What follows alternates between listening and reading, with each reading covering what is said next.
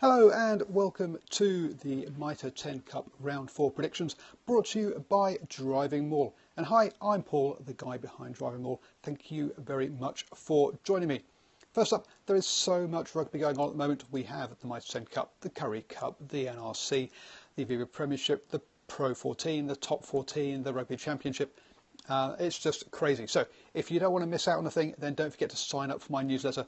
Link above on Twitter, down below on YouTube, and then you'll get an email once a week on a Thursday with all links to all of my videos with predictions across all of those, plus opinion pieces on other stuff as well, and also links to all my live shows and the podcast too.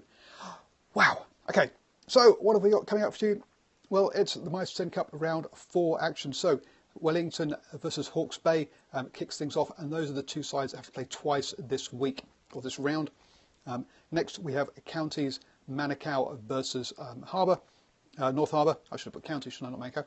Anyway, Canterbury versus Southland, Manawatu versus Bay of Plenty, Auckland host Taranaki, Northland host Waikato, Tasman then face Wellington, and also finally Hawke's Bay will play Otago. So that's the list of games for this round.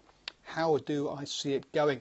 Well, first up, the Lions, well, they're off on a great winning streak of 3 wins from 3 games. Hawke's Bay won their opening game, but it's been a bit tough since then with a couple of losses. You've got to say Wellington are looking like the champions-elect of the championship and are looking good for promotion. And you've got to say back them by 10 points this week. So I think we're going to see Wellington win by 10. Counties Manukau kicks off with that narrow win over Auckland and have lost their last 2 games.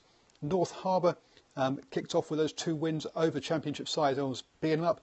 And then they also backed that up by a big thumping win over Auckland at the weekend. They are definitely going well, and for a newly promoted side, that is very impressive. I say Counties on that run of 2 losses after just a narrow win against Auckland really haven't really hit their straps this season yet. And so you've got to say North Harbour, that short trip down the motorway should be good for a win there, but not by many. I'm going to put that on just by 3. On to Friday, and it's Ranfield Shield time. The old log of wood is up for grabs. Canterbury, off the back of 3 wins, are hosting Southland off the back of 3 losses. So in all honesty, the Ranfield Shield is going nowhere. It's going to be staying in Canterbury's possession. The only real question is how many points are they going to win this one by?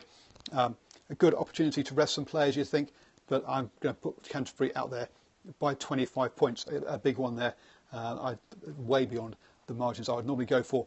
But when you're talking about the champions against the champions of the Premiership against bottom of the table in the Championship, well, it's about as big a gap as you can get between sides. Manawatu host Bay of Plenty, 2 sides with 2 losses and a win so far, but Manawatu have been looking pretty good. Bay of Plenty obviously got up for the Battle of the Bays, so they can get called the Bay from now on, and perhaps that's what I should call them on here rather than Bop. But anyway, I think at home Manawatu should be enough, but I'm going to back them by 3. Should be a good old battle there. Auckland then kick off the games on Saturday by hosting Taranaki. Auckland, with that, they have had to play 3 games last week, and so they'll be a bit knackered going into this week. Only 1 win so far over Northland, I think it was from memory. So really not, and that was only by 2 points. So yeah, looking really kind of poor. Taranaki, 2 wins, sandwiched by a loss to Wellington. Pretty much everyone's going to lose to Wellington. Well, actually not. I mean, Wellington will be going well, so I was thinking about Canterbury there for a second. Wellington, a tough side there, but 2 wins by Taranaki. Not big wins, so this is going to be a big margin, but still, I think the Naki should have too much for a dispirited Auckland side at the moment, where things clearly aren't going well. Next up, Northland versus Waikato. I've been well impressed by Northland this year. Last year, they ended one of the longest losing streaks with their 1 victory, and really I wasn't expecting much of them coming into this season. But they've already racked up 2 wins and just that narrow loss away to Auckland. Again, a Premiership side, and they're going to get visited by Waikato. Now, Waikato, bit of up and down, 2 wins and 2 losses. Yep, they've had 4 games, so again, they're one of the sides that's had to fit in a midweek game. So they're going to be a little bit more tired than the other sides. Still, we are talking a Premiership side against a Championship side, so even though I am impressed by Northland, I think they're going to come up short here against Waikato. But again, another close one. I'm only going to give it 3 points there. Moving on to Sunday, and this is where the teams have to back up and play again. So Tasman, whilst they've had 2 losses and a win, are going to come up against Wellington, who will have had it'll be their 3rd game in 7 days. So how is that one going to pan out? I still think the Wellington have got too much for the Tasman. Go the Taniwha, yeah. All of these nicknames to the sides take some getting used to for us non-Kiwis. But Wellington, so yeah, I think Wellington will get up over Tasman, but I think their extra game is going to take its toll. And so I'm only going to put 3 there because I think they're going to be a tired side. I think skill-wise, they're probably better than that. Finishing off the round, we have Hawke's Bay hosting Otago. Hawke's Bay with that win and 2 losses, and if I get it right, will be 3 losses off the back of this. So they're going to have to back up, plus they're not in good form.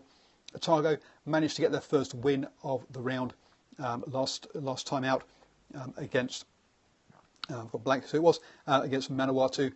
So I think Otago are going to have too much for what's going to be a tired Magpies side. So again, I'm backing Otago by 3. As you can see, a bunch of away games here. Never overly confident for away games, which is why I've gone by the narrow margins. Home advantage is so important. So there you go. Those are my predictions. How do you see things panning out this weekend? That's a lot of away wins. If I get them all right, I will be surprised. But these are always just for fun and for discussion. So let me know how you see things going. Always up for good rugby chat. And I will be back with you later with the Currie Cup predictions.